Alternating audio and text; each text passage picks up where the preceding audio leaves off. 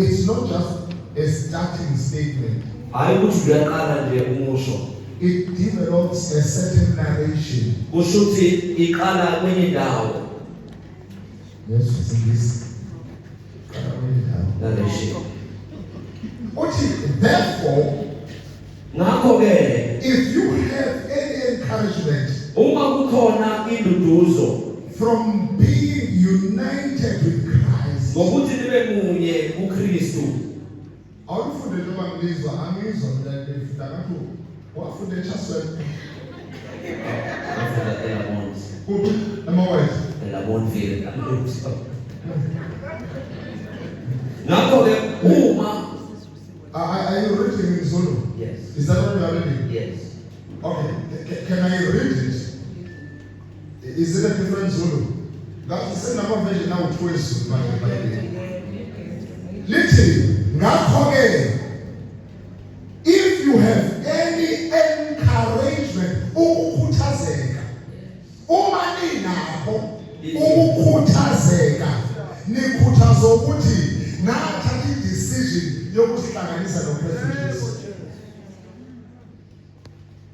Ukhuthazwa uthi uPostoli Paul uma ukubuza kahle uthi nikhuthazwa yini? What encourages you? Ube siyabafundisa ethi niyokhuthazwa kuphela ukuthatha isinqumo sokuyihlanganisa noKristu Jesu. Nanke ukukhuthaza empilweni. That's what will encourage you. Ukuba bathi uyaphoqa dume ukuthi ngeke ukhuthazwe imfundo yakho. Imfundo yinhle kodwa abanye bakhuthaza. You will not be encouraged by your education even though Listen. Ezizinto ekufanele ngabe ziyasikhuthaza zisidalela umona. And that is why today as black people we are what we are. It's because of jealousy. Ingoba basibona into enhle umuntu omnyama isikhuthaza. Siba nezinto esozisho ezenza ukuthi lo muntu abone ukuthi akaqualify kuba nalezi. Oh, ngiyazonda yini? Yes, the mentality yini ngabe yini? the mentality says, why is it not me?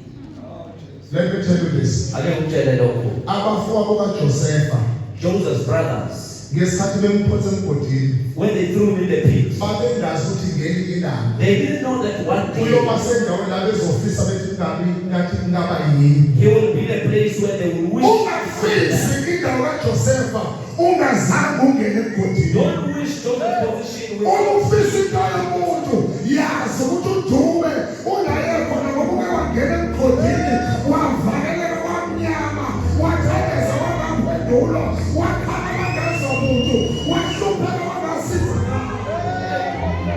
isathu esasubone namhlanje ingoba ububuka phansi. everything you see is because it's coming down from the pit. Angivale uthini uPostoli Paul? Apostle Paul says, Nansi lezomkhuthaza. this is what will encourage Webandla lamaFilipi. the church of Philippians. If you need encouragement, If money did not be united with Christ and be in comfort of His love. Make sure you remain tender, you remain compassionate.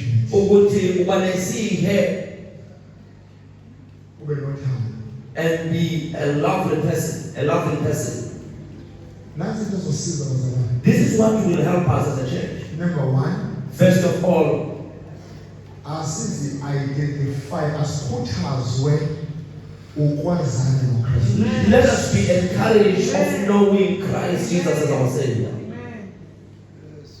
Akulizinto ungayihlaseli. When things are attacking us, Ungacabangi ngabantu kuqala. don't think about people first. Think about Him. Cabanga ngaye. Lipheli likamala Yesi sindisa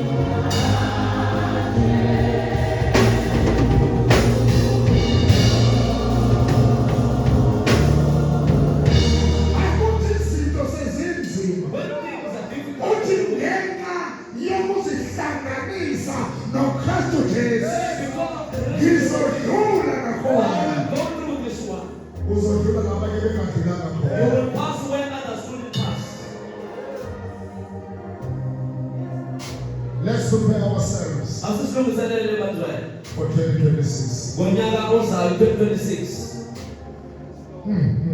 Praise Jesus.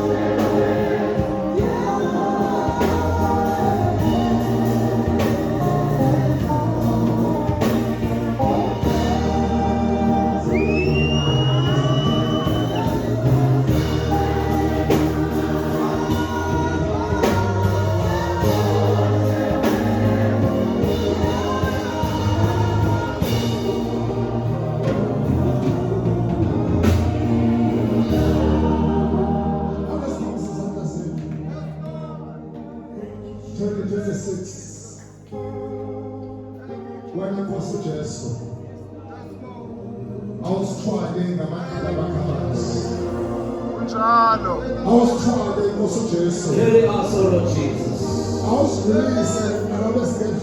Take us through where we couldn't pass. For we are riding on your shoulder. Your wounds are life unto us.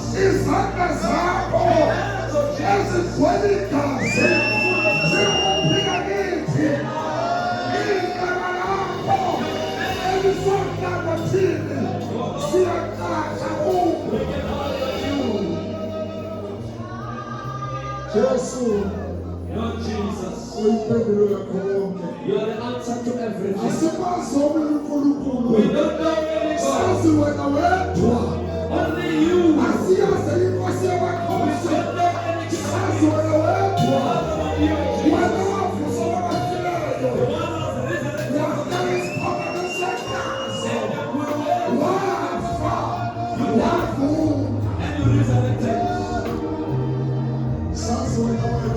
we know you and you alone, Lord Jesus. Even this day, oh God, we say your shoulders, oh God, let them carry us through.